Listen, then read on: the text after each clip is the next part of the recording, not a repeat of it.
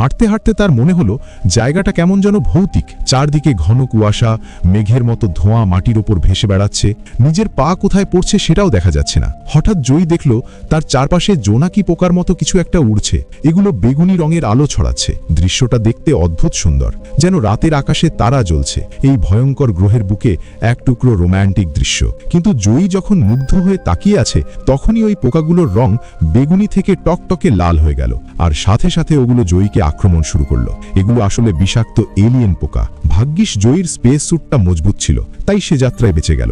পোকাগুলোর হাত থেকে বাঁচতে সে যেই না পা বাড়ালো, অমনি বুঝল সে শক্ত মাটিতে নয়, বরং নরম থলথলে কিছুর ওপর দাঁড়িয়ে আছে। কিছু বুঝে ওঠার আগেই মাটির নিচ থেকে বিশাল এক স্যান্ডওয়ার্ম বা বালু পোকা হাঁ করে তাকে আস্ত গিলে ফেলল। আসলে এই কুয়াশাচ্ছন্ন জায়গাটা ছিল এই স্যান্ডওয়ার্মদের এলাকা। মাকড়সাগুলো এদের ভয়েই এদিকে আসছিল না। আর বেচারা জয়ী না জেনেই সোজা বাঘের মানে পোকার পেটে, স্যান্ডওয়ার্মের পেটের ভেতর গিয়ে জয়ী দেখল বাঁচার কোনো উপায় নেই। তার মনে পড়ল স্যুটে হার্ট অ্যাটাক পেশেন্টদের জন্য ডিফিব্রিলেটর বা ইলেকট্রিক শকের ব্যবস্থা আছে। সে ওটা চালু করে দিল। প্রচণ্ড ইলেকট্রিক শক খেয়ে স্যান্ডওয়ার্মটা যন্ত্রণায় ছটফট করে উঠল এবং বমি করে জয়ীকে উগড়ে দিল।